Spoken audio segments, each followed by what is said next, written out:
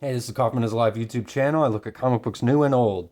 Today I'm looking at an old comic book, continuing my series of reviewing the Revenge of the Sinister 6 miniseries by Erik Larsen. I got Spider-Man number 19 here from 1991 by Marvel Comics. This is part 2 of the Revenge of the Sinister 6. Yesterday I reviewed part 1, so go check that video out if you haven't yet before finishing this one up. Like I said, this is Erik Larsen. He's the penciler and the writer. And he's on the cover here too. Really awesome cover. We got Hulk and Spider-Man battling the Sinister Six here. I love all the faces. He just draws different faces for every character, which is something I always appreciate about Larsen's work. Again, him and Todd McFarlane would always draw these corner panels here. And this one's got Sandman. And another great face. And I love the way he draws mechanical objects too, like cybernetics, with like the little inking lines to show like depth in the metal and the little segments in the metal. I used to draw that kind of stuff all the time when I was a kid. I think it's a really cool effect. So we'll get into the issue here. It's titled Slugfest. Get a nice shot of Spider-Man here. He's perched over this like balcony looking over where the Sinister Six are all meeting up. And his spider sense is going off. Because in the last issue, big giant shadow was coming up from behind. So picking up right where we left off here. And again, I just love Erik Larsen's face designs here. Every character has a unique face and he really keeps to it with, every character. These are the kind of faces you'll see in Savage Dragon a lot. He draws a lot of the same mouths and we'll use a lot of the same characteristics for different characters, but just kind of switch them up. And some really nice panel layouts too. I love this giant portrait of Doc Ock here and all the little line work in the face, showing all the shadows and the big thick lips. Really nicely done. And then we get a big top-down shot here of the Sinister Six. They're all trying to figure out, what Dr. Ock's plan is. They all kind of want to, get some revenge on him. Specifically Sandman. He thinks that Dr. Octopus blew up his family friend's house. But he finds out here that Dr. Octopus had nothing to do with it. So he turns his attention to the rest of the Sinister Six, thinking that it was probably them. And Doc Ock uses this gun that he had from Amazing Spider-Man number 339, and he uses it to turn Sandman into Diamond. So one thing I like about this comic is Larsen's using lots of callbacks to previous Spider-Man issues and lore to like build upon this issue, which is pretty cool. He's trying to advance some storylines here, not just doing the same old thing and kind of bringing up old plot lines that you may have forgotten about. And I like that old school style of them adding a little asterisk, leading you to another issue to go read, which is something I don't feel like they do enough in modern comic books. This page is kind of interesting. It's just, I love this shot of Spider-Man, just really awesome. But some of these other panels look really quick, especially this one in the middle. And later in this issue, we'll find out why some of these panels might look like they were done a little bit quicker. But some really great action here. Just to show the action, I love these like 4-panel, like long panels on a page where it's just like quick things happening here. Spider-Man battling Hobgoblin. He punches Vulture, but then he gets punched by Doc Ock's adamantium arms. Finally, we get the Hulk showing up. If you've read Savage Dragon, this should look like a pretty familiar face. Just add a fin to it, pretty much be the dragon. If you know anything about Erik Larsen, the Hulk was his favorite childhood character, which explains a lot about why, he draws the Savage Dragon and his love for his own creator-owned character. It's kind of his own version of the dragon.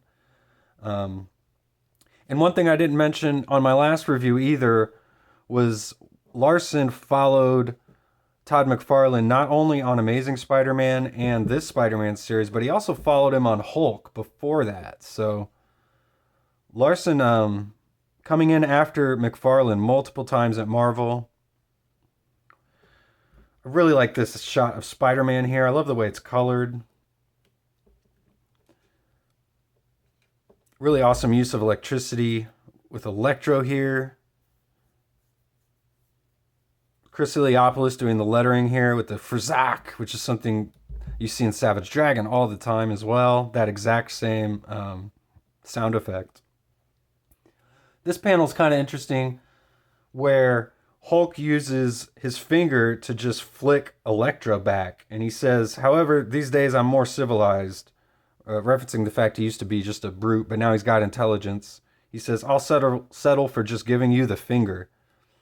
And this specific panel became kind of a bone of contention between Erik Larsen and Peter David during their notorious feud, where one of the many parts to that feud was Larsen accused Peter David of plagiarizing that exact line, how I'll settle for just giving you the finger, in a Hulk comic. Larsen says he did it first, so I don't know, kind of a generic line I think anyone probably could have come up with, but and a great drawing here. Spider-Man battling Hobgoblin. I love the way he's drawing Hobgoblin here. Just all the details. He's got like the Venom mouth basically, and just really creepy eyes. And I love the tattered cloak he's got, and his gloves look really cool. Really, Larsen's really great at drawing clothing, for sure. So we get Spidey just getting ravaged here by Dr. Octopus with his new adamantium arms. Larsen's really riding him as completely unstoppable here. He even stops the Hulk, which is pretty surprising. This pose here, too, I swear I've seen this in a Savage Dragon comic before. Just add a fin to it. But Ock says that he casts a big shadow, so he saw him coming, which is kind of clever. Really awesome drawing here of Spider-Man. Larsen loves these shots of characters getting punched and flying through the air hundreds of yards. Looks really cool. I love the tattered costume on Spider-Man as well. Really bizarre face, too. Like, it almost looks like he's trying to draw Spider-Man with like a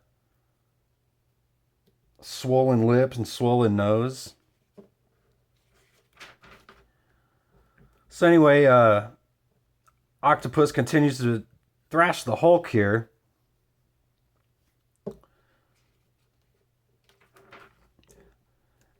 And we get to our final page already. And this again looks like a pretty quick page. At first glance, I thought this was a building, but it's Octopus's, flying machine blasting into the air. So, another nice portrait of Octopus here. And we got Hulk and Spider-Man laying in the rubble as we end this issue. But we got to go to the letters page here to find out some more about what's going on here. And it's pretty important stuff. We find out that this was actually the month that Erik Larsen's house burned down. So if you know anything, he's told that story in lots of shoot interviews before, where that's where he lost all of his original comic collection and all of his early comics that he had drawn. So a lot of the Savage Dragon stuff that he'd come up with in the next few years was all just from memory, because he didn't have a lot of those old pages to fall back on. I'll read a little bit of this blurb here too, just because it's really interesting, I feel like, in the history of this comic book. So it says, okay, you've got to be wondering, how come Revenge of the Sinister 6 Part 2 is only 12 pages long? The reason, we are sad to say, is that in the Great Oakland Fire of October, Erik Larsen's entire house burned down. Now don't worry, Erik and his loved ones are fine, but everything, yes, everything, the guy owned was destroyed. Gone. Forever. Now, Erik is in remarkably good spirits after this tragedy, but he does have to replace everything he owned, from drawing board to socks to house. So, as you can imagine, it puts a little crimp in his abilities to make his deadlines. After long discussions of how to deal with the situation and still give you loyal Spider-Man readers the excitement we promised you, we arrived at the following solution. Erik will do what had been the original second chapter of Revenge in two 12-page sections, thereby saving himself some time and extending the storyline by an issue. So you, the reader, won't be cheated out of any Larsen magic. As a matter of fact, you'll end up getting a few extra pages. So we get a backup story here by Terry Kavanagh and Scott McDaniel to make up for the missing pages here. And not much to this one. It's basically Spider-Man and Mary Jane at an art gallery, and Peter's spider sense is going off. He thinks it's this slimy, like, museum executive who's hitting on MJ, but turns out that's not what's sending his Spider-Man spider sense going off at all. It's actually the exhibit itself. These are probably some of the best pages here in the backup story. I like this one of Spider-Man going through the moon here and trying to break into this building. Terry Kavanagh did some work on Moon Knight, so this kind of fits with that whole aesthetic. And he tries to break in and eventually does. And then all the art exhibit starts to come to life and attack him. And there's some weird faces in this backup story. I'm not gonna lie, it's really not all that great. Some nice Spider-Man drawings in here, but that's pretty much all there is to this backup story. But a fun issue if it's only 12 pages of the Sinister Six. Unfortunately, we didn't get the full story in this issue, but we'll have to pick up issue 20, which I'll be reviewing coming up soon here. So if you haven't subscribed yet, please do, and get notifications on for when I make that video. And I'll see you on the next one.